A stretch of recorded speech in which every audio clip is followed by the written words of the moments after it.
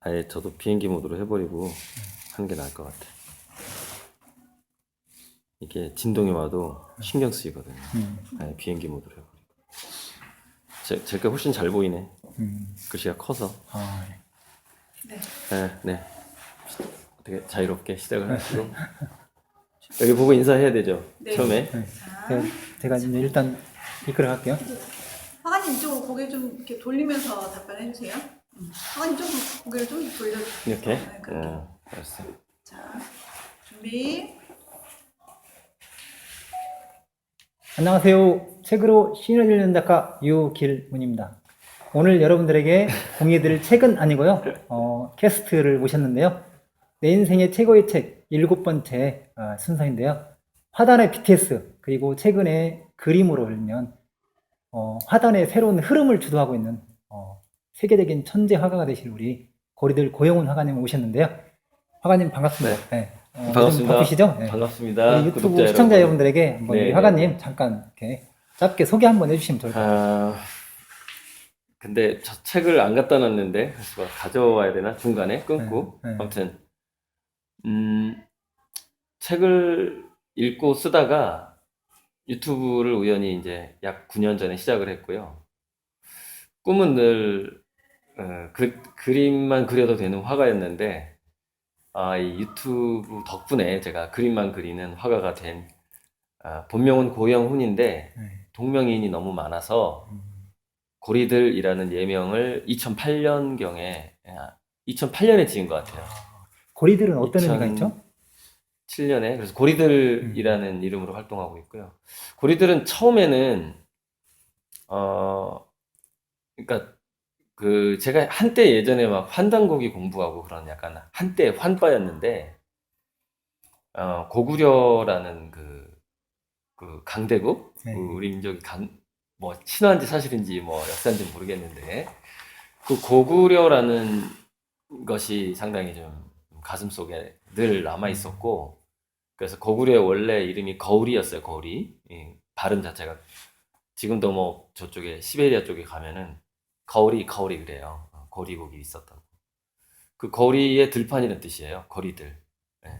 거리들인데 이거를 이제 해외에도 이제 제가 진출을 해야 되는데 이름을 어떻게 영문으로 바꿀까 하다가 제가 이제 어떤 우주의 원리 같은 걸 끊임없이 이렇게 공부해 왔잖아요. 그래서 저 깊은 곳에 핵심에 들어가 있는 수수께끼다. 그래서 코어 리들 하면은 고리들하고 코어 리들하고 거의 발음이 비슷하더라고요. 그래서 아마 이름은 2007년경에 지은 것 같아요. 고리들하고 코어 리들을. 그랬다가 2008년부터 이제 그 이름을 쓰기 시작했던 것 같고 아트페어에 처음으로 그 이름으로 이제 아무튼 소개가 되기 시작했어요. 전단지에 이렇게 이름이 들어가잖아요. 그러니까 한글 이름 고리들, 영어 이름 코어리들 이렇게 이제 네. 그때부터 알려지기 시작한 거예요. 좀 소개가 너무 길었네요. 네. 뭔가 고리들 그 의미가 특별한 의미가 있는 거네요. 네네. 우리 화가님이 읽면 제 생각에는 책도 많이 읽으시는 것 같은데 네. 혹시 우리 화가님에게 내 인생 최고의 책 혹시 어떤 책이 있나요? 그러니까 이제 네. 사실 저의 책인데 네. 이제 저기 있긴 한데 네. 인공지능과 미래 인문학이에요. 인공지능과 그냥 미래 제목만 인문학? 말씀드릴게요. 네. 그냥. 그게 그러니까 예술가는 항상 뭐 과거에 어떤 화가들이 그린 걸 따라 하더라도 새롭게 따라 하잖아요. 그러니까 네. 뭔가 새로운 걸 추구하는데 과거에 이제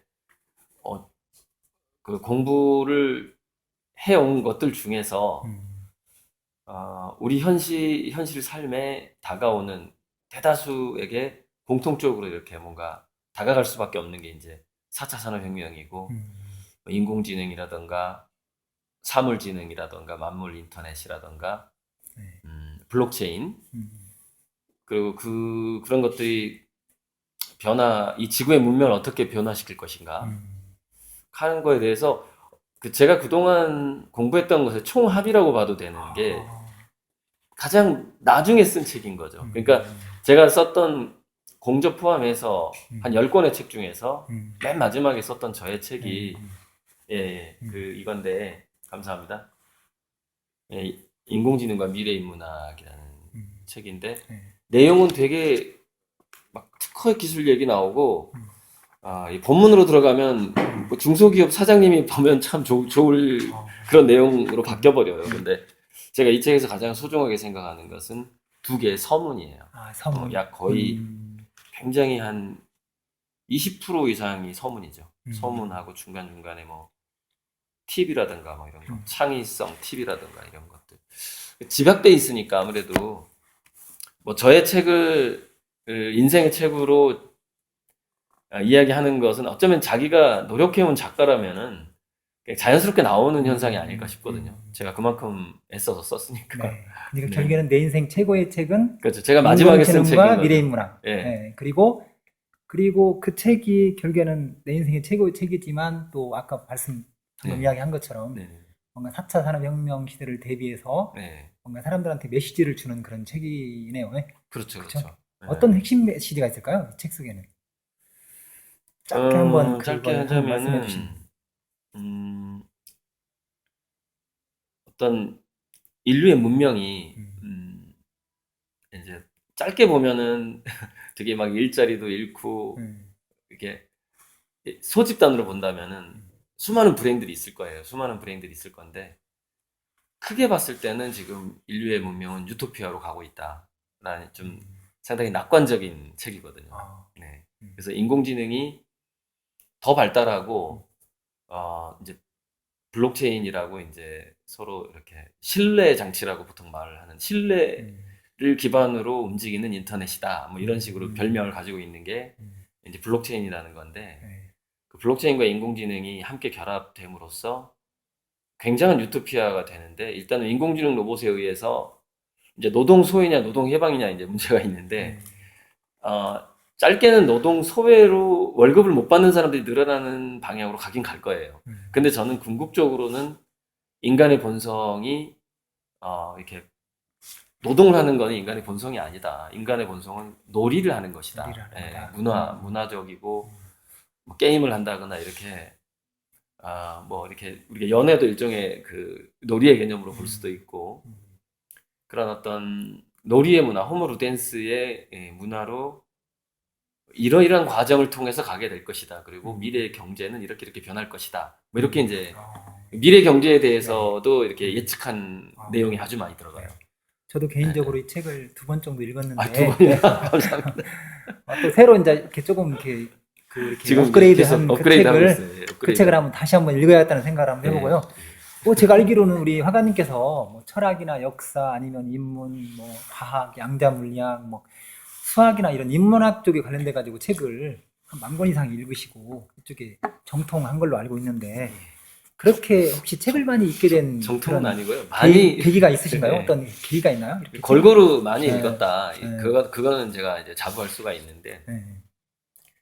뭐 그래도 이런 것 같아요. 분야별로 한 100권 이상을 읽게 되면은 그 분야 전문가 지식의 거의 75%까지 따라잡는다고 하더라고요. 근데 그 75%만 따라잡았지만 굉장히 다양한 분야를 읽었을 읽었기 때는 때문에. 그것과 또 시너지가 일어나기 때문에 각 분야의 전문가들이 보지 못하는 관점이 좀 거시적인 관점이 네. 메타적인 인지라고 그러죠.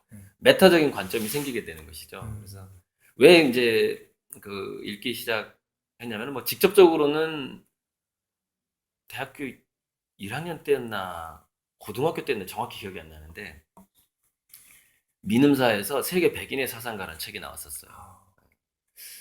근데 그 책을 보다가 세계 백인의 사상가? 딱 봤는데 아니 백남준이 거기 들어가 있는 거예요. 우리나라 백남준. 우리나라 그 예술가가. 근데 상당히 이제 딱 한 가지 계기로 본다면 그 부분도 저는 영향을 줬다고 생각을 하는데 저는 백남준은 단지 비디오를 잘 다루는 비디오 아티스트. 미디어 기술, 그러니까 미디어 아티스트라고 보통 그러는데 그 비디오라든가 이런 기계 장치를 잘 다루는 일찍 해외로 이렇게 도망간 한국의 국적을 포기하고 일본인 아내와 미국과 독일 국적을 가지고서 이렇게 자기는 세계인이다라고 주장을 하면서 예술가로 성공한 사람이다 이렇게 알고 있었거든요.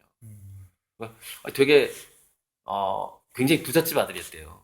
그 제가 알기로는 서울 3대 부자 아들이었다고 제가 알고 있는데, 그러니까 유학을 충분히 그 나이에 갈 수 있을 정도로 엄청난 부잣집이었다고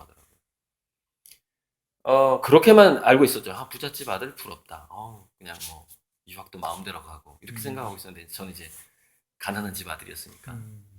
그런데 그 세계 백인 사상가에 백남준이 들어가 있었고, 백남준이 이런저런 이야기한 원고가 올라가 있고, 나중에 알고 보니까 백남준이 박사학위인가 무슨 학위 논문으로 장자에 대한 논문을 쓴 거예요. 또 장자에 대한 논문을 백남준이. 동양 철학. 예. 이게 서양에서 미디어 기기만 잘 들어오는 게 아니라 이 동양 고전에 대한 논문을 쓴 거예요, 이 사람이. 그걸 보고서 이제, 야, 근데 이제 그 사람이 그 당시로서는 이우환 씨도 별로 안 뜰 때였어요. 이제 우리나라 이우환 씨. 지금 김환기 씨가 이제 사후에 유명해진 거지, 뭐 살아생전에서 이렇게 세계적인 작가도 아니었단 말이죠. 네. 김환기 씨 같은 경우에. 아무튼 그 책을 보고서 내가 백남준을 능가하려면 거기서 딱 답이 나오잖아요. 자, 과학기술 알아야 돼요. 미디어 아티스트. 동양 철학이든 서양 철학이든 이 독일에 갔기 때문에 당연히 서양 철학도 공부했을 거라고 보고, 동서양 철학을 다 알아야 돼요. 그리고 굉장히 세계인들의 친구가 있어야 돼요. 이런 조건들이 갖춰져야 되거든요. 근데 저는 이제 해외에 직접 돌아다니면서 이렇게 친구를 사귈 만한 형편이 안 되기 때문에 책을 골고루 읽는 걸로 그걸 전부 다, 그거를 내가 이제 백남준을 능가하고자 했던 거죠. 그렇게 해서 독서를 함으로써. 그렇게 해서 책을 많이 읽게 되는 계기가 되네요. 네네. 실질적으로 세계적인 화가가 되고자 하는 그 열망이 사실 열망. 독서로 나를 이끌었다, 이렇게 볼 수 있어요. 세계적인 화가의 열망. 네네. 열망이 있었다. 그리고 네. 제가 생각하기에는 최근에 9개월 만에 우리 화가님께서 네. 한 22억 정도의 아이고. 그림이 판매가 됐다고 그렇게 들었는데, 지금 그렇게 단기간 동안에 그렇게 놀라운 성과가 어떻게 해서 그렇게 그러니까 이제 달성이 가능한 거죠? 혹자들은 네. 당신 마케팅 공부를 너무 잘한 거 아니냐, 이제 이렇게 얘기하시는 그런 쪽이 감각이 탁월하신 분들도 건가요? 있는데, 실제로 마케팅에 대한 책을 많이 보긴 했어요. 뭐 20여 권 이상은 봤을 거예요. 최근, 그러니까 워낙에 책을 많이 봤으니까 마케팅이나 경영학에 대한 책은 그냥 기본인 거죠. 네. 기본적으로 봐야 되는 건데, 근데 마케팅이라기보다는 저는 이 50세부터 본격적으로 프로 화가로서 저는 생활을 하고 싶었어요. 프로 화가라는 거는 그림을 판 돈으로 충분히 생활이 가능하고 재료비를 살 수 있고 전시회도 할 수 있고 자기 화실 임대도 자기 그림 판 돈으로 할 수 있는 거, 여기까지 가야지 정말 프로 화가거든요. 근데 그 전에는 이게 전혀 불가능했어요. 그러니까 저도 사실 화실은 못 사고 월세로 지금 쓰고 있는 상황이잖아요. 그러니까 지금 이제 들어온 돈을 거의 이제 현재 25억이 넘어갔는데요. 펀딩이. 이걸 뭐 저축하면은 이제 이렇게 공간 정도에 살 수 있겠죠. 근데 별로 공간을 사고 싶은 생각은 없고, 아니면 세계적으로 전시하고 돌아다니느라 한국의 공간에 머물 시간이 별로 없을 거예요. 그러니까 굉장히 이제 화가로 성공할수록 노마드처럼 이렇게 전 세계를 돌아다니면서 해외 그 전시장에서 마련해 준 갤러리에서 단타로 이제 6개월 동안 그리고 전시하고 그림 다 팔고 오고, 다시 뭐 파리로 가서 또 6개월 동안 그려서 다 팔고, 다 솔드 아웃이죠. 그러니까 이미 대기자들이 있는 상태에서 갤러리에서 불러요, 화가를. 화가는 몸만 가면 되는 거예요. 그러니까 실제로 제가 작업실을 마련할 필요가 없어요. 재료도 마련할 필요가 없습니다. 그 갤러리에서 다 대줘요. 재료, 그다음에 식생활하는 모든 편의 그거 다 대주고, 그런 식으로 세계를 돌아다닐 거기 때문에 한국에 굳이 제 창고만 있으면 되는 거죠. 네, 그 창고하고 이제 가족들 그림 살 그릴 집 공간. 좀, 그림 그릴 공간은 월세로 해도 상관없다고 생각해요. 그래서 유사시에 해외 활동이 더 많아질 것 같다 그러면 한국에 있는 공간은 없애버리는 없애버리고. 거죠. 네, 월세니까.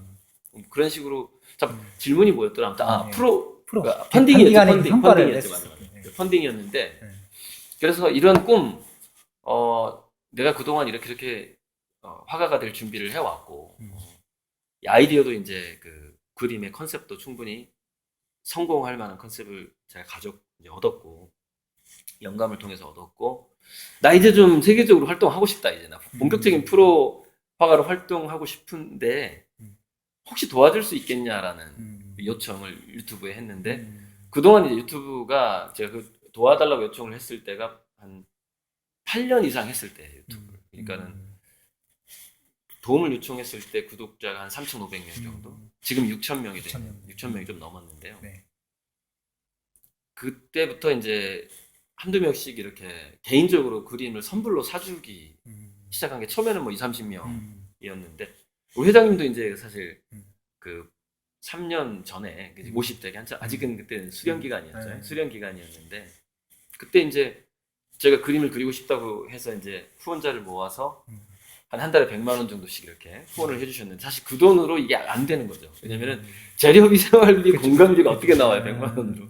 그러니까 사실 그때도 저는 계속 강의를 다니고 일을 해야만 했었고 진짜 화가다운 모습을 보여줄 수는 없었는데 유튜브에서 이제 선불로 그림을 사주기 시작하고 또 더 많은 사람들에게 이제 이 그림을 제 그림을 갖도록 해줘야 되겠다 해서 제가 할부를 했거든요. 그랬더니 할부를 했더니 이제 억 단위로 이제 주문이 들어오기 시작하더라고요. 왜냐면은 100만 원도 없는 사람들이 33개월 할부라고 하니까 3만 원씩이거든요. 한 달에.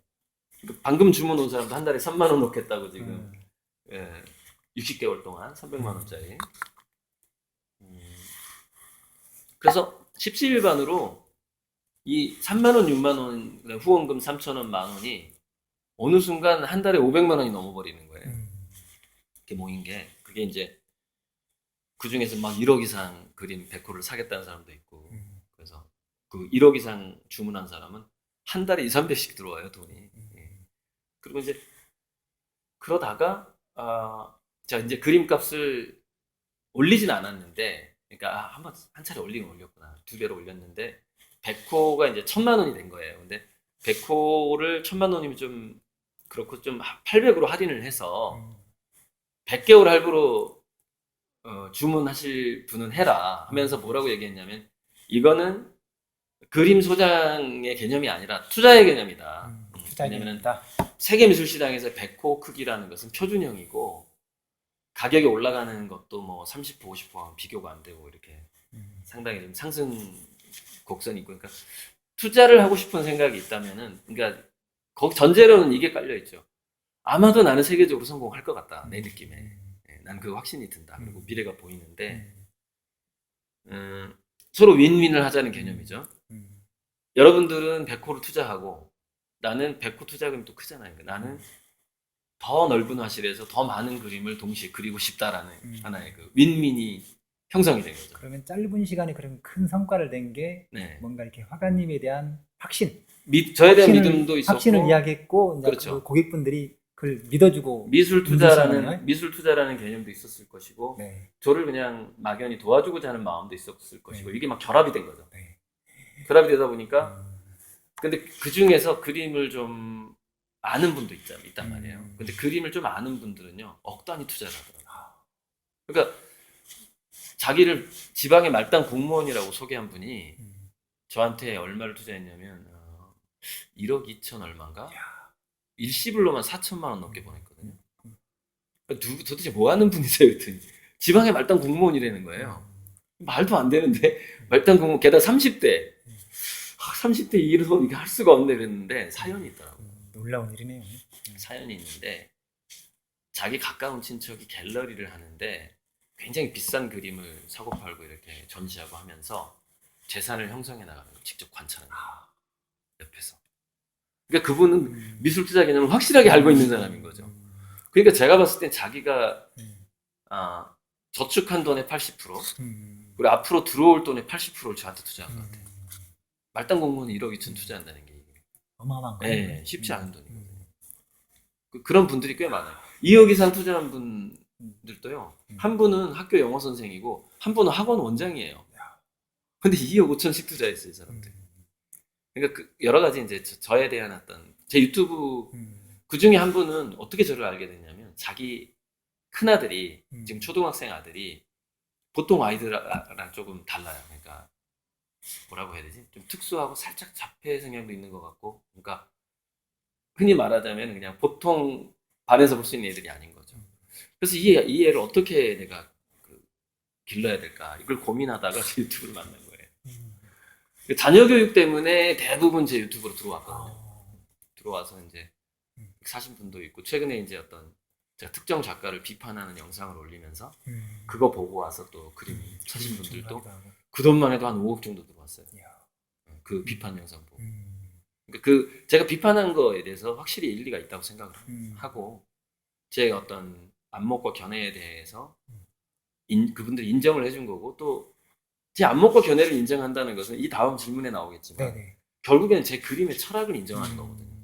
그렇게 생각하고 있어요. 그러면 이제 그림의 철학하고 이제 그렇죠, 연결을 그렇죠. 시켜보면 네, 연결된다고 저는 보는 거죠.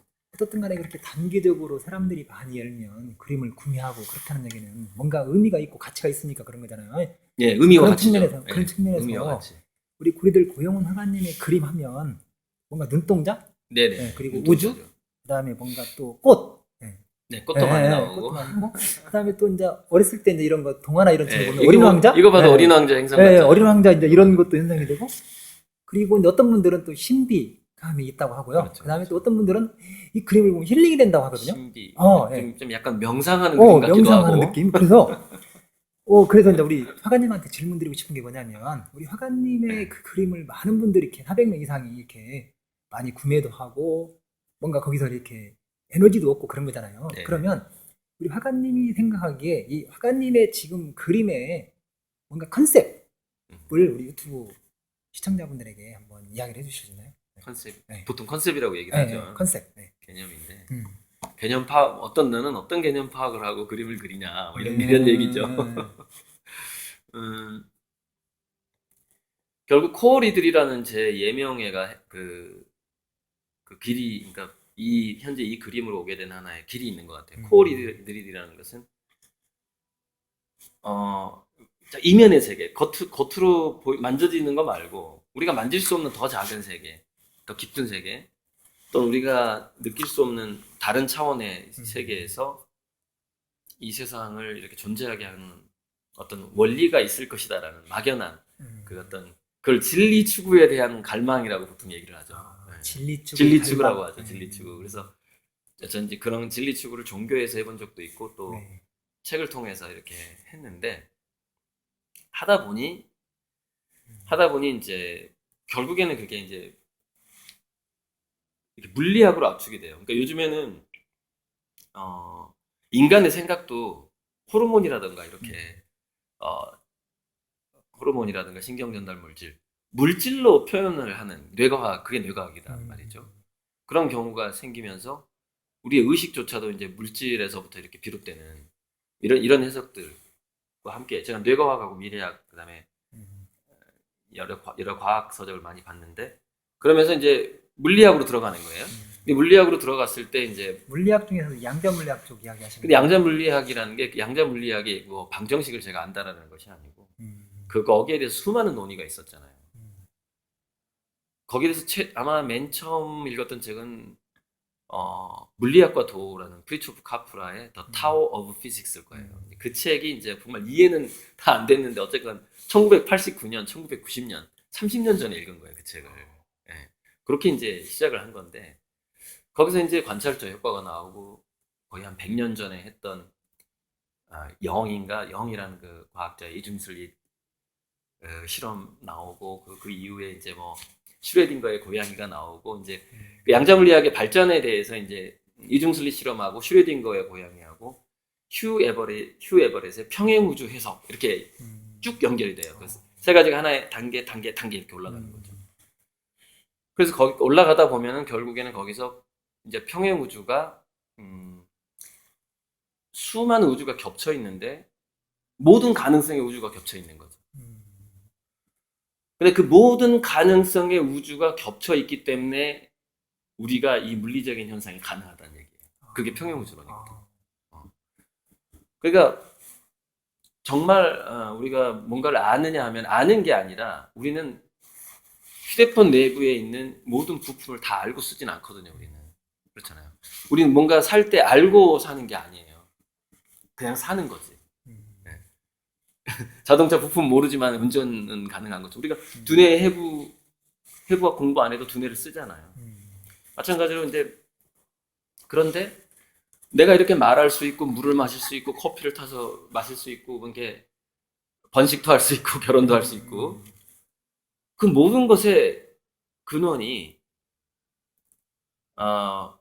누가 그 우주를 딱 물론 평행우주론 양자 컴퓨터 가설이 있긴 있어요. 그러니까 뭐냐면은 엄청난 양자 컴퓨터가 모든 시뮬레이션을 이 세상의 모든 초기 조건을 다 파악해서 시뮬레이션을 다 해놨다는 거예요. 근데 그 수많은 우주에서 우리는 A 차원에서 A 다시 차원으로 계속 이동하면서, 근데 그 이동하는 방향도 엄청나게 무수해요. 우리는 무한한 선택을 할 수가 있는 거죠. 제가 제스처를 이렇게 할 수도 있고, 이렇게 할 수도 있고, 이렇게 할 수도 있고, 이 우주가 다 이미 계산되어 있다는 거죠. 우리가 상상할 수 없는 그 평행 우주가 존재한다는 것이죠. 그렇기 때문에 이런 물리 현상이 가능하다. 이게 평행 우주론이에요. 그 양자 물리학에서. 그런데 거기서 굉장히 중요한 게 뭐냐면은 관찰자를 중시 여겨요. 관찰자. 그게 이제 관찰이라는 것이 관찰 의지가 있어야만 관찰이 되는 것이냐, 아니면은 관찰 의지 없이도 관찰이 되는 것이냐는 그 좀 논의가 있을 수 있는데, 관찰 의지가 없어도 관찰이 된다고 저는 생각을 해요. 그러니까 우리에게 인식이 되는, 관찰되어지는 우주가 있는데, 근데 그 우주는 자기만의 우주라는 거예요. 평행 우주론의 핵심이 뭐냐면은 개개인의 관점대로 우주가 마음껏 또 펼쳐진다는 얘기예요. 유일문 회장님만의 우주, 나만의 우주, 여기 우리 촬영자만의 우주가 또 막 펼쳐져요. 그러면 이 회장님의 우주 안에 있는 나는 뭐냐? 회장님의 우주 안에서 계산된 나예요. 그걸 이제 인셉션에서는 그걸 투사체라고 말을 하거든요. 투사체. 네. 들어본 것 같아요. 투사체라고 말을 하는데, 궁극적으로 모든 존재는 투사체이면서 동시에 관찰자예요. 평행 우주론을 봤을 때 되게 공평해요. 그러니까 어쨌건 거기서 나오는 그 관찰적 효과라는 것을 제 그림에 담은 거예요. 담은 거죠. 그래서 그러면 다양한 차원의 우주, 다양한 차원의 우주를, 평행 우주론은 사실 뭐 내가 종이컵으로 커피를 마시는 우주와 이 머그컵 이걸로 마시는 우주, 뭐 이렇게 우리 일상에서는 아주 작은 차이의 우주를 다루지만, 제 그림에서는 아예 다른 은하, 다른 행성, 뭐 이 그림은 예를 들어서 금으로만 형성된 행성이거든요. 제가 중국인을 겨냥해서 지금 그리고 있는데 붉은 태양과 오직 금으로만 만들어진 그 꽃 행성이 있는 거예요. 그 행성에 가면은 꽃도 금이야. 이렇게 꽃도 금이야. 그러니까 이런 어떤 그 다양한 우주를 특정 관찰자의 눈동자 위에 그리는 거죠. 그러니까 뭐랄까, 평행 우주론적인 이론을 훨씬 더 좀 과장하고 훨씬 더 동화풍으로 만들었다, 이렇게 보시면 돼요.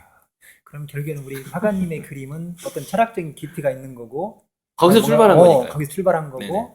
그다음에 어떤 관찰자의 어떤 그런 입장에서 바라보는 거고, 그다음에 뭔가 평행 우주론이라는 이런 부분들을 전체적으로 이제 여기 안에다 그렇죠. 담고 있는 거네요. 그래서 예전에는 그림에다 이런 문구도 줬고 그랬어요. 뭐 신과 나눈 이야기라는 Home is God에서 나오는 문구인데, Dream the impossible dream, reach the unreachable star. 불가능한 꿈을 꾸고 도달할 수 없는 별에 가라라는 뜻이거든요. 평행 우주론적으로 이제 사실 우리가 그럴 수 있다라는 것이죠. 사실 이건 도달할 수 없는 별이거든요. 이런 우리가 평생 살면서 금으로만 이루어진 행성에 가서 우리가 저 금으로만 된 꽃을 볼 수 있겠습니까? 사실은 불가능한데 할 수 있다는 거죠. 할 수 있다는 거. 평행 우주론적으로 우리가 뭐 죽어서라도 할 수 있다는 얘기죠. anyway, 다른 차원에 가서라도.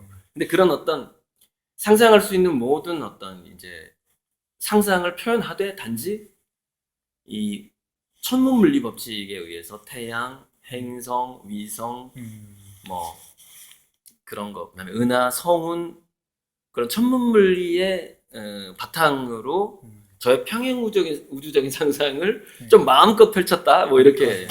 예, 그냥 막 하고 싶은 대로, 하고 싶은 대로. 결국에는 우리 이제 화가님의 네네. 뭔가 이렇게 그 지금 이야기한 컨셉하고 결국에는 이제 바로 이어지는 어떤 질문하고도 연관이 되는 것 같은데요. 그래요? 뭐죠? 근데 제가 이제 그림 공부를 저는 그림에 잘 모르는 사람인데 한 4년 정도 이제 공부를 하다 보니까 뭐 세계적인 어떤 그런 진짜 명작을 그린 화가들 있잖아요. 뭐 고을할지 아니면 뭐 클림트랄지 아니면 뭉크랄지 그다음에 또 최근에는 또 내가 어떤 분을 봤냐면 노스코? 네, 노스코. 마크 로스코. 마크 로스코 20세기 그 화가도 그렇고 그런 분들이 열면 뭔가 이렇게 철학의 니체의 철학이나 아니면 그 철학 쪽에 심취해서 뭔가 자기만의 어떤 그런 그림의 철학이 있는 것 같더라고요. 그래서 혹시 우리 화가님이 생각하기에 이 철학을 공부하는 게 대부분 여기 뭐 청소년들도 그렇고 CEO들도 그렇고 인문학 쪽에 관심이 엄청 많으시잖아요. 거기서 인문학적인 뭔가 통찰을 얻으려고 하잖아요. 화가님이 생각하는 어떤 철학을 공부하고 인문학적인 공부를 하는 게 그 네. 우리 화가님이 그림을 투영하고 뭔가 여기다 가치를 담고 의미를 담는데 그게 뭔가 연관이 있는지 한번 그 부분을 한번 질문 드리고 싶어요. 네. 제가 글쎄, 알기로는 화가님은 이런 다- 얘기가 좀 네. 나오는데, 네. 뭐 생각하는 대로 살지 않으면 사는 대로 생각하게 될 네. 것이다. 그게 이제 그 평행우주에서도 나오는 얘기인데요. 이 우주가 자동적으로 시뮬레이션이 계산되었다고 그랬잖아요. 우리가 로또 복권을 살 때 자기가 꿈에서 본 숫자를 이렇게 체크하는 사람도 있고 그냥 자동으로 대부분 이렇게 하는 사람도 있듯이 네. 삶이라는 것이 자기가 이렇게 살아야 되겠다고 생각을 하면 그렇게 살 수 있는데 별 생각 없이도 살 수 있는 거예요. 그냥 이렇게 막 돌아가거든요. 근데 그 중에서 이제 매트릭스에서 이제 빨간 약과 파란 약 비유가 나오는데 너가 이 파란 약을 먹으면 그냥 여기 남아서 그냥 너 살던 대로 살게 될 건데 빨간 약을 먹으면 너는 진실을 알게 될 거다. 근데 먹는 순간 되돌릴 수 없으니까 잘 생각하고 먹어라 이러거든요. 오피어스가.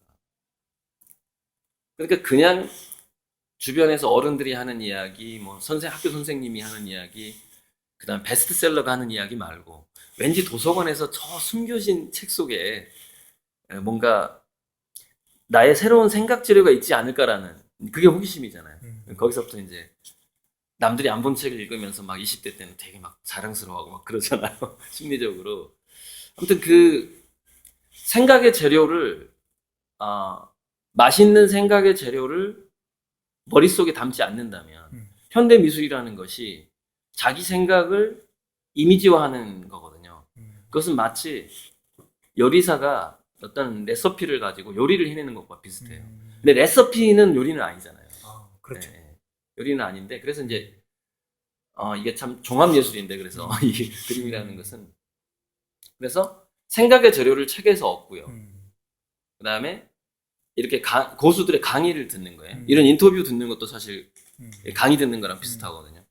고수들의 강의를 듣는 건 뭐냐면은 그 사람만의 레시피를 공부하는 거예요. 그 사람은 생각의 재료를 어떻게 모아서 어떤 요리법을 완성했는가라는 걸 우리가 듣는 것이죠. 레시피를. 그러면 이제 우리가 생각 재료가 있고 레시피가 있는데 이거 두 가지만으로는 뭐가 빠지냐면은 맛있는 재료를 선택하는 능력이 안 생겨요. 이거 두 가지에서. 독서를 통해서 이렇게 하고, 그러니까 화가들도 고흐 같은 경우에도 왜 고생을 많이 하거든요. 고생을 많이 하고. 우리가 가난해야 예술가가 된다는 얘기가 어떤 측면에서 맞는 얘기냐면은 가난하면 감각이 예민해져요. 배가 고프고 그러면은 저도 이제 두 경험이 있는데 2004년에 이혼하고 완전히 파산하고 신용불량자 되고 이제 시골에 내려가서 한 몇 년 칩거를 했단 말이죠. 그때 논두렁에 있는 들꽃들이 엄청 커 보이는 거예요. 그 꽃 하나 보는 게 너무 기쁜 거예요. 그 이제 막 돈도 없고 정말 밥도 제대로 못 먹고 할 때. 그리고 또 군대에서 훈련을 받을 때 친구가 없어요. 이제 완전히 막 행군하고 막 그때 여름 군번인데 반팔로 땅 위에서 낮은 포복을 했단 말이죠. 기어가는 거. 막 자갈하고 모래가 여기 팔꿈치에 박히는데 너무 아파요. 근데 이 아픔을 내가 어떻게 잊지 하다가 자갈들을 관찰하기 시작했어요. 그래서 자갈들하고 대화를 나누는 거예요. 너 이쁘게 생겼다. 너 몇만 년 된 자갈이니? 그러면서 낮은 포복을 하는 거예요. 네. 그러니까 그렇게 책이 있고 강의나 영상이 있어요. 그런데 마지막에는 자기 육체가 포함된 어떤 감각적인 체험들. 근데 그 감각적인 체험은 사실 가난하면 좀 유리하긴 해요. 그렇다고 평생 가난하면 그림을 못 그려요. 저는 지금부터 가난하면 안 됩니다. 저는 지금부터는 부자가 돼야지 좋은 그림을 그릴 수 있어요. 가난은 뭐 글쎄, 짧으면 15년, 길면 한 30년 가난했다. 이렇게 볼 수 있어요, 저는요. 그래서 그 감각적인 체험이 원자재들을, 그것이 자연이 됐든, 뭐가 됐든, 책도요, 원자재 중에 하나지만, 제가 책을 가장 많이 읽을 수 있었던 것은 어디 나갈 돈이 없을 때. 친구도 만날 수 없고, 휴대폰비가 나가니까 전화통화도 할 수가 없어요. 근데 어찌 보면 그때 읽었던 책이 가장 많고 또 가장 감동적이었던 것 같아요. 왜냐면 내가 갈 곳이 없으니까 나는 책 안으로 들어갈 수밖에 없는 거죠. 그러니까 좀 더 귀해지는 듯한 느낌이 들더라고요. 지금은 제가 그림도 그릴 수 있고 책도 볼 수 있는 이게 선택을 할 수 있잖아요. 왜냐면 재료비가 생겼으니까. 그러니까 책 읽는 게 덜 귀해져요. 마치 그런 느낌이 확실히 있어요. 근데 책 읽는 거 외에는 아무것도 할 수 없었을 때 그때는 완전히 책 속에 몰입 그때 책 속에만 나의 길이 있는 거예요, 그냥. 그러니까 그것도 어찌 보면은 그 어떤 자기 현실적인 어떤 체험에 의해서 감각이 예민해진 상태인 거죠. 근데 그 현실적인 체험이 책보다는 우리가 부부싸움을 할 때 감각이 더 예민해지잖아요, 아무래도. 그 삶 속에서 우리가 이렇게 느껴지는 것들, 그죠? 그래서 그 세 가지가 하나가 결합이 돼야 완벽한 요리가 나오는 거죠. 실제 그러니까 우리가 이렇게 말미잘이라든가 바지락을 한번 캐봐야 되는 거죠. 바지락탕을 끓이려면. 그래서 그 어떤 그런 게 체험이죠. 진짜 갯벌에서 호미질을 해보는 거. 그 세 가지가 결합돼야지 좋은 요리가 나오고, 제 그림은 그 세 가지가 잘 결합돼 있다. 네, 이렇게 이제 말할 수가 있죠. 이야기를 듣다 보니까 우리 화가님께서 그때 어떻게 뭐 진짜 어렵고 힘들 때 네네. 대부분 사람들은 절망할 수 있고 그러잖아요. 근데 그 어려운 시기에 네. 뭔가 책에 몰입하고 네, 맞아요. 그러면서 진짜 막 집중해서 책을 읽고 그리고 이제 거기서 또 나중에 아이디어를 얻고 이런 부분들이 참 감명 있게 다가왔는데요. 저 한마디만 더 네. 그 책 읽기의 조언 중에 저는 그 조언이 너무 중요한 조언이라고 봐요. 제가 몇 살까지 그걸 지켰냐면 아마 40대 초반까지는 지켰을 거예요. 밥을 먹든 화장실에 가서 일을 보든 버스를 타든 잠을 자든 뭐를 하든 자기 머리맡이나 손에서 반드시 한 권의 책은 있어야 된다. 항상 책을 읽어야 돼요. 술을 먹더라도 책 위에 손을 얹고 맥주를 마셔야 돼요. 그러다가 친구가 화장실을 갔어. 앞에 있을 때 책 보면 안 되잖아요. 잠깐 화장실을 갔어. 그때 보는 거예요. 그 사이에도 술 취했는데 그때 보는 거예요. 이 정도 한 20, 30년은 해야 돼요. 그렇지 않으면은 많은 책을 볼 수가 없어요. 그거 자체가 뭐냐면, 그러니까 제가 예전에 뭐 신문을 꼭 보고 책을 보고 할 때는요, 산 책을 배낭에다 놓고 다녔어요. 엄청 무겁거든요. 일종의 그 미션이란 영화에 나오는 형벌 같은 건데, 책이 무거운데 이 책을 가방에서 꺼내는 방법은 책을 대충이라도 보지 않으면 못 꺼내는 거예요. 서점에서 책을 사서 배낭에 넣었어요. 힘들어 걸어다니는 게, 메고 다니니까. 너가 안 힘들려면 빨리 책을 보던가. 이렇게 저한테 스스로 형벌을 내렸단 말이죠. 손에 마치 수갑을 찬 것처럼 책 수갑이죠. 책이 손목에 수갑이 차여 있는 거예요. 그리고 그 군대 훈련처럼 책 속에 무기가 아니라 탄약이 아니라 책이 들어가 있는 거예요. 읽지 않으면 못 꺼내는 거야. 그럼 벌칙을 줘야 돼요. 책 수갑, 어떤 책 배낭. 그렇게 한 정말 20, 30년 해야 어떤 책을 정말 많이 골고루 볼 수 있어요. 그 정도로 절박한 저는 그렇게 실천했어요. 마음으로 실천한 거잖아요. 네, 책을. 늘 최근에 화가님, 제가 이건 이제 팩트인데 그 화가님한테서 그 그림을 구입하신 병원 원장님께서 직접 그런 이야기를 하더라고요. 한 시도를 한 2, 30년 같이 차를 마실 자리가 있었는데 아마 제 생각으로는 한 500만 원 정도 해가지고 500에 사셨죠? 네, 구입하신 것 같아요. 근데 정말 이사 비용이 없어요. 근데 이제 저는 깜짝 놀란 게 뭐냐면 그 자리에서 사람들한테 그런 얘기를 하는 거예요. 불과 그림을 산 지 한 3개월 정도 지났는데 네, 1억이라고. 사람들 앞에서 어떤 얘기를 했냐면 나는 이 그림이 1억이다. 지금 현재도 1억 가치가 있다고 생각한다. 그쵸. 지금 누가 1억을 준다고 난 안 팔겠다. 그 이야기를 들었을 때 저 깜짝 놀랐거든요. 자, 그래서 우리 화가님한테 아까하고는 조금 연관이 되는 건데 네네. 혹시 우리 화가님의 그림의 영감은 혹시 어디서 나오시나요? 잠깐만요. 영감, 뭐 이렇게 영감. 아이디어나 이런 게 아까 이제 책 속에서 나오고 그런다고 했는데, 오케이. 네, 그러다고 연장 선생님 이전에 이제 그 질문에서 좀 더 깊게 들어가는 건데요. 네, 일단은 그 원장님이 500만 원의 그 그림을 사자마자 1억이라고 했던 이유는 제가 20분의 1 가격으로 팔았기 때문이에요. 그러니까 원래 팔기 전에도 사실 1억 가치는 있었어요. 근데 제가 화가는 가난하면 자기 그림을 싸게 팔 수밖에 없어요. 어떻게 협상의 여지가 없어요. 그러니까 그때는 당장에 나는 생활에 필요한데 절박하니까. 돈이 너무 절박하니까 싸게 팔 수가 그 전에는 막 더 싸게 판 그림도 많았었죠. 호당 10,000원에 팔고 그랬죠 거의. 호당 5,000원에 판 적도 있었어요. 지금 제가 호당 10만 원이란 말이에요. 그러니까 호당 5,000원에 팔던데 20분의 1로 판 거잖아요. 근데 그게 호당 한 4만 얼마에 판 건데 지금의 20분의 1 가격에 팔았던 거죠. 실질적으로. 내년에 제가 호당 20만 원이 되니까요. 예. 아무튼 넘어가고요. 그 영감이라는 것이요. 아까 제가 책, 강의, 그 다음에 실질적인 그 감각적인 체험에서 그 세 가지가 이제 다 모아졌을 때 이제 하나의 좋은 요리. 그것은 식당을 운영하든 그림을 그리든 자기가 학교 선생을 하든 그 결과물이 이제 좋은 요리라고 볼 수가 있을 텐데요. 그림의 영감이라는 것은 이제 그 중에서도 그 모든 것들하고 이제 대화를 나누는데 그 자기 주변에 있는 모든 것이 그 신의 현현이다. 그 자기가 만나는 사람이 신의 아바타다. 라고 생각을 해보는 거예요. 그래서 주변에 있는 모든 만물을 신이라고 생각하고 약간 애니미즘적 개념인데요. 이게 애니미즘적 개념이고 제가 이 인공지능과 미래인문학에서도 미래 사회가 애니미즘으로 바뀐다. 가이아, 이제 만물, 인터넷, 인공지능이 들어오면서 그것에 대한 그 영화가 하나 있었는데 완전히 그 나노 어떤 수험 인텔리전스라고 그러는데 떼지능, 나노 떼지능이 형성되면서 만물의 지능이 퍼지는 그 영화가 있었어요. 트랜센던스예요. 트랜센던스 그 전이하다, 그 옮긴다는 뜻인데 트랜센던스라는 영화에서 그 만물이 그 애니미즘화되는 살아있는 것처럼 되는 영상이 잠깐 나와요.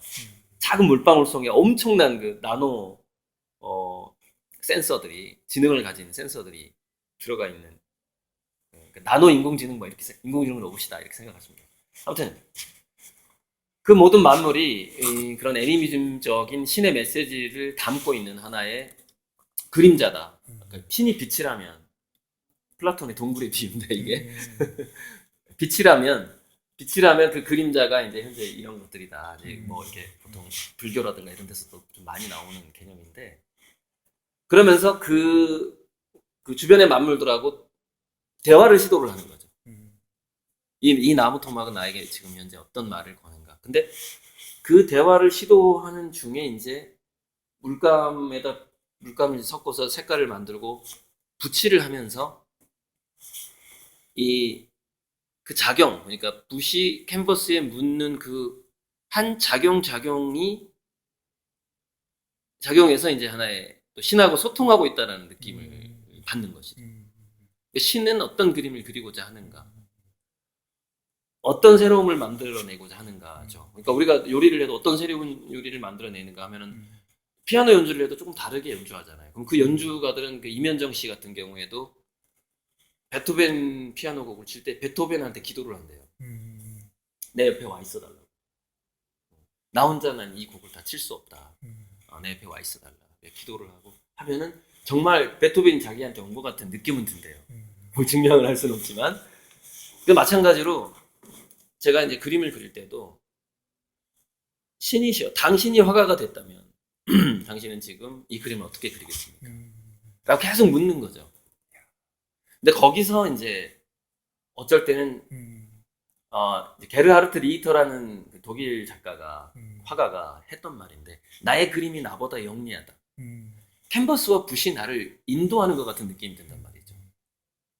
그림이 저절로 만들어지는 것 같은 느낌이 드는 거죠.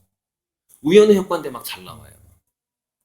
그림이 나를 이끌어간다는 느낌이 들기 시작하거든요. 그게 이제 나의 그림은 나보다 영리하다는 말이 그래서 나온 건데. 그러면 그런 순간들이 왔을 때는 이제 그 신과의 소통이 지금 잘 되고 있다. 이게 잘 되고 있고 굉장히 기쁘고 감사한 마음으로 이제 그 시간을 가는데 그 시간이 지속되진 않아요. 그건 이제 보통 이제 영감의 순간이라고 하기도 하고 책 쓰는 사람은 이제 그 뭔가 소설이다 그러면 귀신들이 와서 막 이렇게 대사를 막 쳐주고 그러면 그 대사를 받아줬고 뭐 이런 뭐 조정래 씨인가 아무튼 소설가들이 글을 쓰다가 등장인물을 죽이려고 할 때는요, 등장인물 귀신이 나타나서 나를 죽이지 말아달라고 그런다. 그런 얘기 들어봤어요. 그러니까 그런 어떤 계속해서 그 소설가들도 그렇고 시인들도 그렇고 그 글이라는 걸 통해서 계속 신하고 소통을 하는 거고, 저는 이 물감이라는 걸 통해서 계속 신하고 소통을 해요. 그러니까 사실 영감의 원천은 결국에는 더 가시다, 신이다. 저는 그렇게 일단 보는 거죠. 네. 그리고 이제 우리 화가님께서 네. 이제 그런 게 있잖아요. 어떻게 보면 그림이라는 게 실은 부유한 사람들, 부유층이 어떻게 보면 전유물일 수 있잖아요. 네. 그런데 우리 화가님께서 지금 어떤 흐름을 바꿔버린 것 같아요. 네. 네, 지금 굉장한 이렇게 좀 약간 서민들이나 혁명적인. 이제 좀 중산층도 조금 이렇게 덜 중산층인 사람들. 제 그림 산 사람은요, 네. 99%가 거의, 서민층이에요. 네, 그런 사람들이 제가 중산층도 아마 알기로는 드물어요. 지금 한 400명이 넘어간다고 그렇게 알고 있는데 네. 이것을 어떻게 흐름을 어떻게 이해를 해야 되나요? 이런 부분들을. 그런 부분들이 참 우리 그 화가님의 최고의 매력이신 것 같아요. 그 사람들이 어떤 그런 흐름을 바꿔놨다는 것. 그 이렇게 어떻게 보면 힘들고 어려운 사람들이 뭔가 예술에 투자한다는 것은 쉬운 일이 아니잖아요. 근데 그 부분을 진짜 저는 너무 높이 하고 싶고요. 그래서 이제 그런 부분들은 앞에 부분에서 이제 좀 이렇게 할부나 이런 부분, 그리고 여러 가지 이제 이야기가 나왔던 것 같아요. 할부가 얘기했나요? 제가? 네, 할부나 이런 부분. 사실 100개월 할부로 해버리니까 문턱이 확 낮아지잖아요. 그러니까, 처음에 좀 네. 들어오는 문턱이 낮아지고 월급쟁이도 살 수 있게 되고 하다 보니까 음. 지금 400명 중에서 아마 300명 정도는 할부가 아니었으면 그림을 못 샀을 거다, 저는 그렇게 생각해요. 아마 시도도 못했을 거다. 그러니까 그 자체가 실은 거의 흐름을 75%는. 이 시도 화가님께서 흐름을 바꾸신 거네요. 네네네. 흐름을 바꿨기 때문에 그런 분들이 예술이나 이런 그림 쪽에 해가지고 뭔가 투자도 하고 거기서 힐링도 하고 그렇죠. 뭔가 이렇게 그런 가치도 생각을 하고 이런 저는 거 그러니까 가지고 이 시점에서 꼭 드리고 싶은 말씀은 네. 우리가 이제 미술 교사 실험이 있었어요. 미술 교사하고 일반인들하고 미술 전공하는 일반인들하고 좋은 그림을 골라봐라라는 실험을 하고 그러면은 지금 정확한 기억은 안 나지만 65%에서 75%가 일치해요. 사람은 그림을 전공하지 않아도 좋은 그림을 느껴요. 본능적으로. 그리고 이제 그 특히 새들 중에서 바오새라고 자기 정원을 가꾸는 새가 있는데 되게 아름답게 정원을 가꿔요, 새가. 미적인 감각을 갖고 있거든요. 그러니까 진화생물학적으로 미적인 것을 추구하는 것은 모든 생명체의 본능이라는 것이죠. 그러면은 좋은 미술 작품을 소장하고자 하는 본능은 부자들만 있는 게 아니거든요. 저는 노숙자가 될 수밖에 없었던 사람들도 다 가지고 있다고 생각하고 심지어는 그 정신지체 장애인도 가지고 있다고 생각해요. 그 좋은 그림에 대한 소유욕을 가지고 싶다는 거. 그 마치 바우어새가 자기 정원 앞에 이렇게 막 이렇게 돌멩이나 막 예쁜 것들 물론 지가 봤을 때 예쁜 거지. 우리가 봤을 때는 예쁜 게 아닌데 막 이렇게 꾸미듯이. 근데 그 조화는 되게 조화롭고 예쁘거든요. 꾸며놓으면은 그 정원을 구조, 건축도 하고 막 정원도 가꾸고 이러는데 대단히 예뻐요. 그 본능이 누구에게나 있는데 흔히 말하는 기득권 미술 시장의 체제로서는 너무 진입장벽이 높았다. 몇백만 원짜리를 어떻게 일시불로 사냐는 거죠. 그리고 서민들은 1000만 원짜리 카드로 할부한다고 못 긁어요. 이거 어떻게 다음 달에 내야 되는데 어떻게 긁어요? 이자가 엄청 붙잖아요. 근데 저는 오히려 제 그림 할부로 사는 사람들은 정반대예요. 물가 상승이 있잖아요. 인플레이션이 100개월 동안 돈의 가치가 계속 하락하잖아요. 그러니까 첫 달 넣는 돈보다 마지막 100개월 후에 넣는 돈은 사실 가치가 하락돼 있잖아요. 20, 30% 정도. 근데 그것을 합산해서 나는 그림을 드리는 거거든요. 오히려 뭐냐면은 이자가 붙는 개념의 할부죠. 카드 할부하고 틀려요. 카드 할부는 이제 내가 이자를 더 내야 되는 건데 더 싸지는 거예요. 이 제가 제시한 할부는 더 싸게 사는 거예요, 그림을. 더 낮은 비용으로. 그러니까는 그리고 또 중간에 제가 그림값이 올라가 버리면 싸게 살 뿐만이 아니라 처음에는 그 원장님처럼 20분의 1 가격으로 내가 그림을 산 줄 알았는데 2년 지나니까 200분의 1이 된 거예요, 이게. 한 10년 지나니까 2000분의 1이 돼 있네? 이미 제 그림이 2000배가 올라버린 거죠. 그것까지도 기대할 수가 있죠. 좀 뭔가를 아는 사람들은. 그래서 사실 할부 판매가 많이 이루어져요. 그런 어떤 게. 제 이제 그 마지막 아니 마지막은 아니고요. 네. 일단 제 유튜브 방송을 하고 있는데 네네. 컨셉이 책을 통해서 뭔가 자신감도 얻고 네. 그다음에 좀 동기부여도 됐으면 좋겠고 네네. 뭔가 성과를 냈으면 좋겠고 그래서 이제 그런 걸 통해서 책으로 뭔가 시너지를 냈으면 좋겠다는 이런 제가 컨셉이거든요. 그렇죠. 그렇죠. 네, 그래서 짧게 책을 통해서 얻을 수 있는 효과 이걸 한번 짧게 한번 우리 유튜브 시청자분들에게 책을 통하면 이런 효과가 있다 있는 그 이야기를 한번 짧게 이야기해 줄 수 있나요? 아. 네.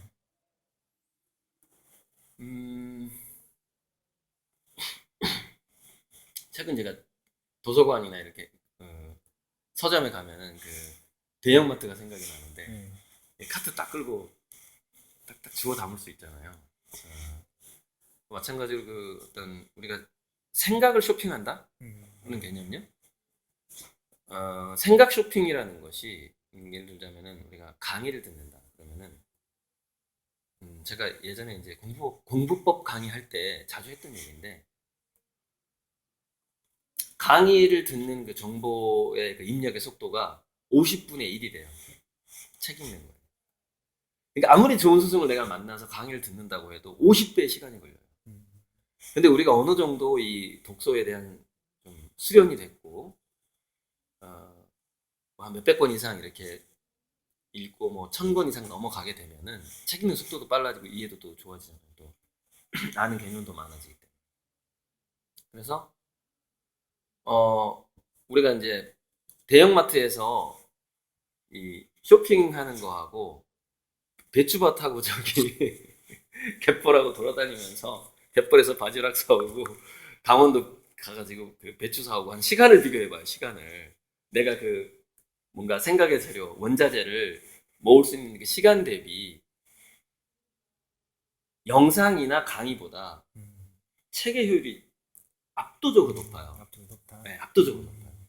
그리고 특히 요즘에는 이제 그게 이제 인포그래픽이라고 그래가지고 그것은 이제 마인드맵처럼 이렇게 요약해 놓은 뭐 그래프도 들어가고 막 도표도 들어가고 하는 그 인포그래픽 그런 것들 우리 책 속에 많이 나오잖아요. 저도 이제 책 속에 도표가 많이 있는데 그런 것들은 또 그 생각을 또 압축해가지고 또 이제 어느 정도 이렇게 그 컵라면처럼 해놓은 거예요. 물만 부으면 되는 거야. 그러니까 물만 부으면 바로 먹을 수 있게 이게 인포그래픽으로 만들어 놓는 거죠. 그러니까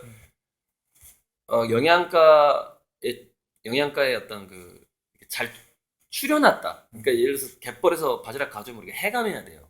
거기 막 돌멩이 있고 그 갯벌 그 뻘들어 있고 그러잖아요. 막 썩은 바지락이 있고 그런데 그거 다 이게 선별해 놓는단 말이에요. 책은 물론 썩은 바지락을 집어넣는 책들도 있습니다. 가끔 읽다 보면은. 그래서 저는 그런 책들을 만나면 막 찢거나 아니면 난로에 땔감으로 써요. 아주 그냥 이제 그 배신감이 느껴지거든요. 나의 시간을 뺏었다는 그 배신감. 그래서 그 중에서 정말 쓸만한 거 2장만 딱 뜯어서 놓고 나머지는 그냥 난로 속에 집어넣어 버리죠. 그런 경우도 있는데 대체로는 자기가 책이라는 것은 역사에 남기 때문에 자기 인생을 걸고 써야 된다고 생각하고 저는 또 대다수의 작가들은 그렇게 쓴다고 생각을 해요. 그래서 인공지능 시대지만 이런 게 있어요. 제가 유튜브 강의 중에 질문이 권력이 된다는 강의가 있는데 인공지능 시대 인공지능의 능력이 굉장히 좋아지거든요. 그런데 인공지능한테 뭔가 질문을 해야 되고 주문을 해야 돼요. 그럼 모든 걸 제공을 해주거든요. 근데 문제는 뭘 질문해야 될지 모른다는 것이죠. 그러니까 여전히 인공지능 시대에도 우리가 나는 어떻게 살 것인가에 대해서 게임을 통해서도 얻을 수 있고 유튜브를 통해서도 얻을 수 있고 영상을 통해서도 얻을 수 있고 선생님한테 이렇게 부모를 통해서 얻을 수도 있지만 자기가 효율적인 독서가가 되는 것만큼은 못 된다는 거예요. 네, 중요한 말이네요. 네, 50배가 효율성이 있기 때문에. 자, 그러면 이제 우리 화가님에게 단답형으로 한번 질문을 드리면, 네네네. 화가님이 어떻게 보면 지금 새로운 어떤 그 흐름을 주도하고 있잖아요. 그림 쪽에. 네네네. 그리고 이제 최근에도 이제 보면은 제가 우리 이제 화가님한테 요청해가지고 예전에 이제 JB 뭐 그 안에서 같이 리더스 포럼인가 거기에서 이제 강의를 들 때 깜짝 놀랐던 게 뭐냐면 1시간 반 동안에 한 페이지를 놓고도 막 읽는 그래서 열강을 하더라고요. 이게 안에 이제 내면 속에 이제 숨어 있는 지식이나 이런 게 방대하기 때문에 한 표를 가지고 사람들을 읽면 이렇게 뭔가 울림을 주고 감동을 주는 모습을 직접 목격도 했는데 네네. 자, 우리 화가님의 가장 큰 강점은 무엇인가요? 제가 답변서에는 네. 사명감이라고 얘기를 했거든요. 네. 사명감. 네. 역사적 사명감. 역사적 사명감. 네. 그러니까 그거는 저의 착각일 수도 있어요. 근데 다시 또 매트릭스 얘기를 잠깐 해보자면 매트릭스에 이제 그 더 원이 있어요, 주인공. 근데 모피어스가 더 원을 이 구세주라고 믿어요. 우리를 이 AI 기계 감옥에서 우리를 구원해줄 애다. 얘를 잘 트레이닝 시켜야 된다 이렇게 믿죠. 근데 예언자가 이렇게 얘기하는 거 오라클이 너는 사실은 더 원이 아니야. 혹시 죽었다 깨나면 될 수도 있어. 근데 지금은 넌 더 원이 아니야. 그러니까 이제 막 실망하는 거야. 그러면서 이제 오라클한테 이렇게 얘기해요. 아니 그러면 나를 저렇게 그러니까 딱 이렇게 한숨을 쉬면서 살짝 웃어요. 그랬더니 왜 그러냐 그러니까 모피어스가 불쌍해서 그렇다는 거예요. 아니 자기를 100% 믿고 있는 저 양반 어떡하냐. 나를 지금 100% 지금 내가 자기들 이렇게 이 시스템을 부실 더 원이라고 지금 믿고 있는데 참 모피어스가 100% 믿고 있는 거에 대해서 내가 지금 참 안타까워서 그런다. 물론 짧게 얘기하지만 그 내용은 그래요. 그랬더니 오라클이 뭐라 그러냐면은 모피어스가 아니면 너도 나도 길을 잃는다 이래요. 길을 찾을 수가 없다는 거예요. 그러니까 제가 이제 역사적 사명을 이룰 화가다라고 제가 믿거든요. 근데 이 믿음은 사실은 등대예요. 등대. 빛이에요. 믿음이 없으면 어차피 길을 못 찾아요. 근데 믿음이 있으면 길이 보여요. 그러니까 저는 이제 제 그림의 운명 그리고 제 화가로서의 어떤 역사적 사명감이라는 믿음이 있는데 그 믿음이 이제 하나의 그 빛이고 뭐 이제 제가 걸어가야 할 길이 이제 걷다 보면 그 다음 길이 보이는 거잖아요. 지금 여기서 100m 앞까지는 보이진 않잖아요. 근데 그 역사적인 사명감이라는 믿음을 갖고 걷고 있는데 반드시 길은 열릴 것이다 이렇게 봐. 열릴 것이다. 네. 네. 우리 화가님 지금도 바쁘신데 2020년도 그리고 앞으로의 어떤 그런 비전, 네네. 계획이 있다고 한다면 짧게 한번 이야기 한번 해주시죠. 네, 일단은 사실 밀린 그림을 천천히 그리면 5년, 빨리 그리면 3년이 걸려요. 3년. 네, 왜냐면 제 생각에 한 600개 정도가 밀린 것 같아요. 600개가. 근데 빨리 그리는 게 3일에 하나, 오래 걸리는 게 2주. 이제 아주 그림의 종류에 따라서 아주 오래 걸리는 게 한 달. 그다음에 보통 뭐 일주일에 하나 정도로 본단 말이죠. 그러면은 일주일에 하나는 좀 거시기 하고 그러면 한 달에 1년에 50개밖에 못 그려요. 근데 좀 더 노력을 한다면은 뭐 예를 들어서 4일에 하나 뭐 이렇게 한다 보면은 1년에 한 100개까지도 나올 수는 있어요. 100개. 80개에서 100개. 그러면은 5년이 걸리네. 그래도 5년이 걸려. 근데 그게 이제 좀 대량 생산 시스템이라는 게 좀 있는데 포드처럼 컨베이어 벨트 시스템. 이거 쭉 내가 이동하면서 또 이렇게 하게 되면 좀 더 단축이 되거든요, 시간이. 그래서 어찌됐건 3년에서 5년은 걸려요. 근데 그거 하느라고 정신 없겠죠, 앞으로. 그 밀린 그림 그리느라고 정신 없을 거예요. 왜냐면 그 밀린 그림을 안 그리면 저는 세계의 외국인들한테 팔아야 될, 그 외국인 부자한테 팔아야 될 그림을 그릴 수가 없잖아요. 그러니까 중간중간에 이제 외국에 팔 그림이랑 이렇게 국내에 이렇게 갈 그림이 뭐 질이 다른 게 아니라 분리해서 할 텐데 예를 들어서 이건 중국에 가듯이 중국에 좀 겨냥하고 있듯이 내년부터 이제 굉장히 이제 특이할 만한 상황이 제가 5천만 원 정도를 지금 설정을 했어요. 5천만 원 정도 한도 내에서 제 그림을 이미 완부를 하고 사가셨던 분에게 상승된 가격으로 담보대출을 시작할 거예요. 내년부터. 담보대출. 그리고 이제 우리 같은 이제 하나의 후원회 모임인 일원인데 나중에 이제 그 문화복지재단을 만들면 그 문화복지재단의 뭐 자회사급으로 해서 이제 금융업을 시작을 하는 거죠. 그래서 하나의 그 어떤 유동성 자금을 금융업 개념으로 만들어서 이제 공식 법인에서 이제 이렇게 대출을 해주겠지만, 아니, 담보대출을 해주겠지만은, 한 1, 2년 정도는 제가 개인적으로 실험을 내년부터 시작을 해보려고. 내년에 한 5천만 원 정도고, 내후년에 한 2억 정도 이렇게. 5천만 원, 2억, 그 다음에 10억 이렇게 늘려가고 아마 금융업 자체는 10억이나 한 50억 사이에서 출발을 하게 될 것 같아요. 그 정도의 자금. 그러면 2022년 정도에 이제 네네네. 출발하는 거네요. 그때 이제 그 정식 담보대출 법인 어떤 그게 은행은 아니어도 나중에는 은행이 되겠지만 은행 전 단계 어떤 대부업?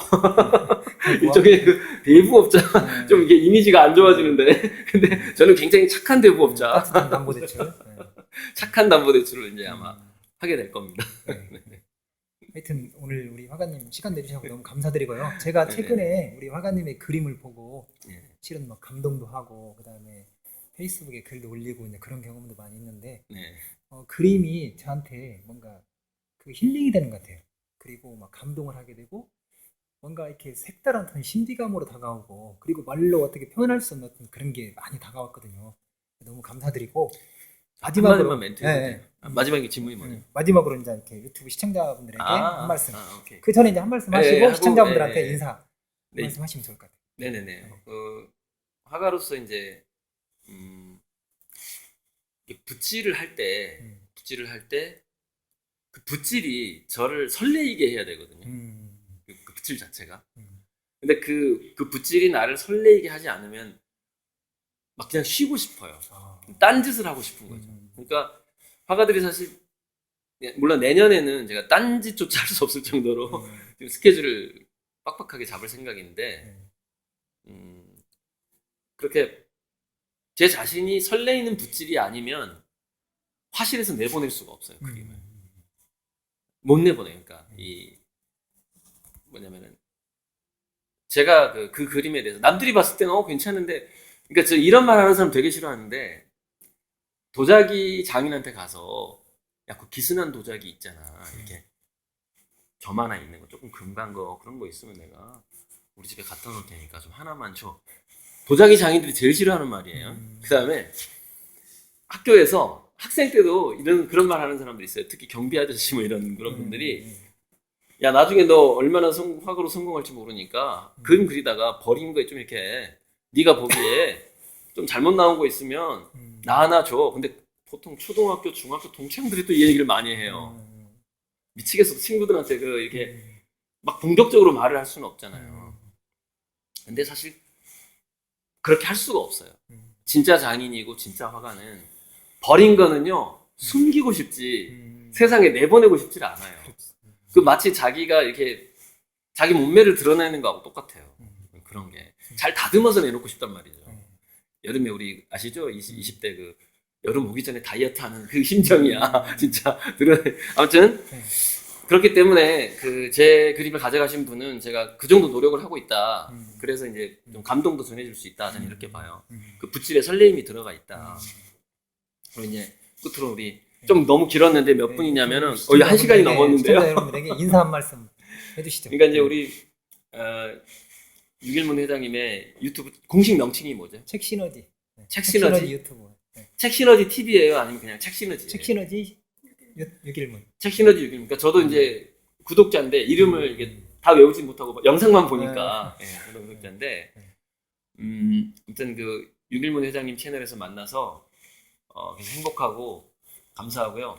오늘 인터뷰만큼 제가 이제 수많은 아니고 한 7군데 정도 잡지사 해가지고 7군데 정도 최근에 한 7개 정도의 인터뷰를 했던 것 같습니다. 그런데 어쩌면 이게 지금 7번째 인터뷰일 건데 역시 제 그 후원 회장님이 이렇게 3년 전에 후원회를 결성해 주신 한 거의 4년 전에 후원 회장님의 질문이 일단 워낙에 그림 공부를 많이 하셨잖아요. 그래갖고 일단 뽑는 것 자체가 수준이 다르고 질문의 수준이라는 게 있죠. 질문의 수준. 일단 질문의 수준이 너무 감사하고 그 질문 덕분에 제 대답도 굉장히 잘 나왔고 그래서 제가 여기서 이렇게 대답했던 거는요. 사실 대부분의 화가들이 가지고 있는 생각일 겁니다.